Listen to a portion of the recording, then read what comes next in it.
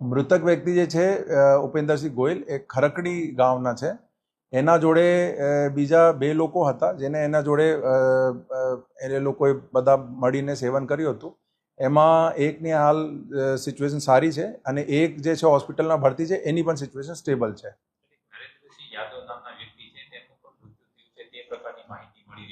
But એની અત્યારે હાલ અમારા પાસે એની કોઈ વિગત નથી અને એની કોઈ એવા ઓન પેપર અમારા પાસે કોઈ એવી જે છે રિપોર્ટિંગ નથી થઈ. 4 બુટલેગર પકડવામાં આવ્યા છે, તેના નામ શું અને કયા વિસ્તાર? એ બુટલેગર જે છે મોટા ભાગે વર્તેજ પોલીસ સ્ટેશન અને અમારા સિટીના જે પોલીસ સ્ટેશન છે એમાં છે. એમાં જે મેઇન બુટલેગર છે એને અમે જે મેઇન અહીંયા જિલ્લામાં જેને અલગ અલગ લોકોને સપ્લાય કર્યા એને અમે ડિટેન કરી લીધા છે અને આગળ જે છે જેને જેને આપ્યું છે એને પણ અમે ડિટેન કરવાની પ્રોસેસ મતલબ એમાં 3 ડિટેન થઈ ગયા છે. બીજા પણ છે એને ડિટેન કરવા માટે અને શોધવા માટે પણ પ્રયાસ ચાલુ છે. અને એ લોકો જે પણ માલ અત્યારે આ લોકો જે કબજામાં હોય એને શોધવાની અને એને કોને આગળ કોઈને છૂટક વેચ્યું છે એ પણ અમે જે છે ટ્રેસ કરવાની અમારી એની અત્યારે હાલ મહેનત ચાલે છે. સર, એ મુખ્ય સપ્લાયરનું નામ શું છે? મુખ્ય સપ્લાયર જે છે ગૌતમ એક સોલંકી કરીને છે, એ મુખ્ય સપ્લાયર છે. અત્યાર સુધીની તપાસમાં એવું ધ્યાન ઉપર આવ્યું છે. અને પછી જે છે એને આગળ અલગ અલગ લોકોને માલ વેચ્યું છે. એમાં પણ અમે જે કીધું ઘણા બધા ડિટેન થઈ ગયા છે અને ઘણા બધાની અત્યારે એને શોધવા માટે અત્યારે મહેનત ચાલે છે.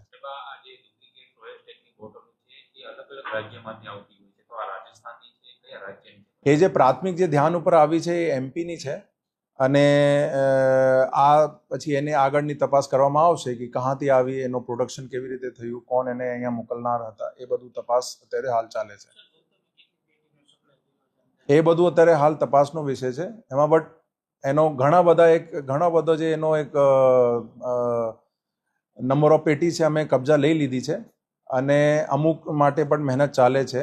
અને બટ એમાં એવું છે કે જેને સેવન કર્યું છે, અમારે બધાને એક જ અનુરોધ છે, અગર એવા કોઈ છેલ્લા 2-3 દિવસમાં એને ખાસ કરીને એને સેવન કર્યું હોય તો ખાસ એ લોકો તાત્કાલિક જે છે એક્સપર્ટ ડોક્ટરના સુપરવિઝન હેઠળ એની સારવાર લે. સર, આ ગૌતમ છે તેને ટ્રેસ આપણે કેવી રીતે કર્યો? આ માલ તેનો જ છે સર? એ અમારા હ્યુમન સોર્સ અને ટેકનિકલ ઇન્ટેલિજન્સના આધારે અને પછી જે એમાં જે ભાનમાં હતા એની પૂછપરછના આધારે અમે બધાને બેક ટ્રેસ કર્યું. એના આધારે અમે એની માહિતી મળી. અત્યારે જે છે અમારા પ્રાયોરિટી છે કે જેટલા લોકો અત્યારે જેને એને સેવન કર્યું છે એને તાત્કાલિક સારવાર મળે અને જેની સારવાર ચાલે છે એને બેસ્ટમાં બેસ્ટ પોસિબલ કેર મળી શકે જે છે. એને બધાને અમારી ભગવાનને એક જ પ્રાર્થના છે કે બધાની જાન બચી જાય, એ અમારી પ્રાયોરિટી છે. બીજા બધા છે એની અમે તપાસ કરશું. ખાસ કરીને ડુપ્લિકેટ દારૂમાં સ્પિરિટની માત્રા વધારે આવતી હોય છે, તો માત્ર રોયલ સ્ટેક જ છે કે પછી એ જે અત્યાર સુધીમાં જે કોમન એક વસ્તુ આવી છે રોયલ સ્ટેક છે. એની પછી અમે FSL તપાસ કરાવશું. એમાં શું ખરેખર હતું એ એની સાયન્ટિફિક તપાસ પછી જ ખબર પડશે. હા, એમાં પણ ઘણા બધાની ધરપકડ થઈ છે. જે આપે કીધું જે ગૌતમ છે મેઇન, એના પછી નીચે ઘણા બધાને એને આપ્યું છે. તો એમાં અમુક લોકો ડિટેન થઈ ગયા છે, અમુક બાકી છે. એના માટે મહેનત ચાલે છે.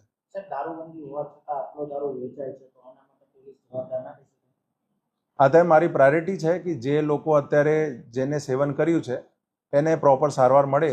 અને મારા જે બધાને અનુરોધ છે આપના થકી, જેટલા પણ કોઈ બાયચાન્સ અહીંયા આજુબાજુના વિસ્તારોમાં એનો સેવન કર્યું હોય, તાત્કાલિક જે છે એ લોકો ડોક્ટરને કોન્ટેક્ટ કરીને સારવાર લે.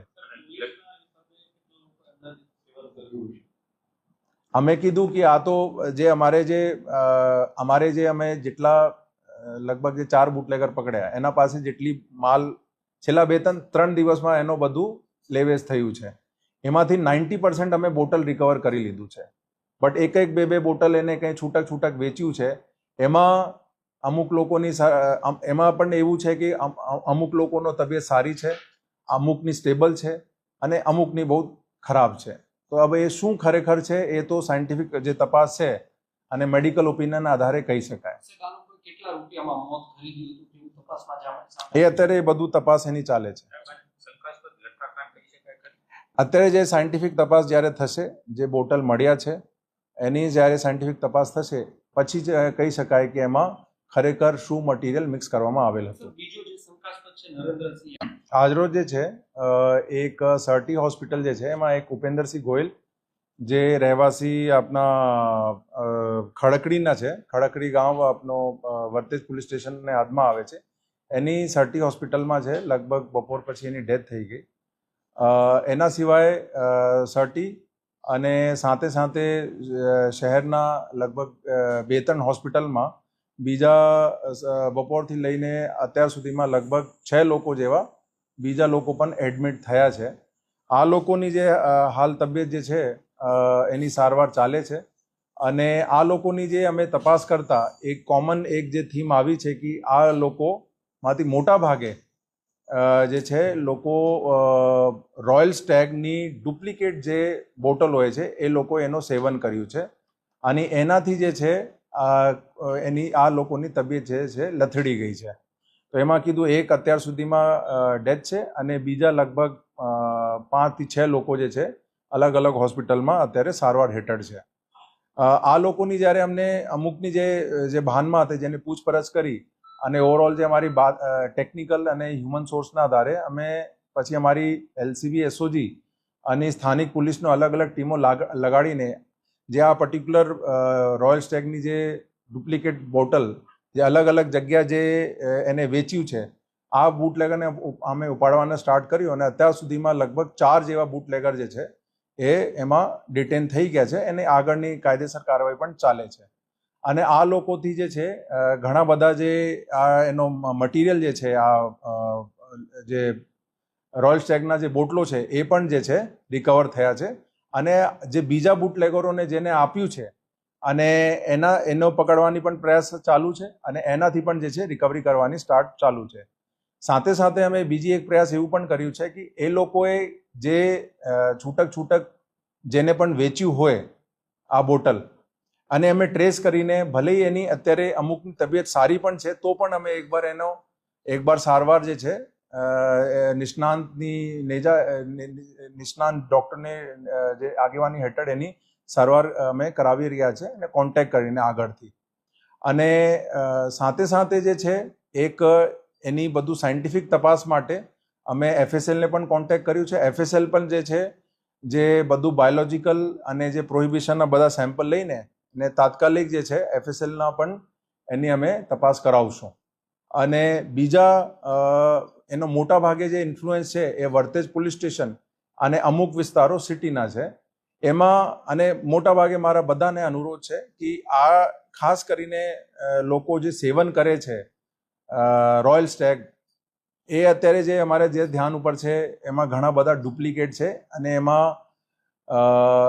એના કારણે આ બધાની જે તબિયત લથડી છે. તો મારા બધાને આગ્રહ છે કે એને અવોઇડ કરે અને કોઈ પણ એની માહિતી હોય લોકલ પોલીસને કોન્ટેક્ટ કરીને એને કોનાથી એ બધું આપ્યું છે એ અમે આપે તો એના પર અમે વધુ તપાસ કરશું. અને કોઈએ બાયચાન્સ સેવન કર્યું છે, કોઈને બાયચાન્સ અમારાથી રહી ગયો હોય કે અમે કોન્ટેક્ટ અમારા લેવલે નથી થયું અને થોડું પણ ડાઉટ હોય તો તાત્કાલિક જે છે એ લોકો આપના નિયરેસ્ટ જે હોસ્પિટલ છે અહીંયા એ લોકો જે છે સારવાર માટે ભરતી થાય અને એની સારવાર કરવામાં આવશે.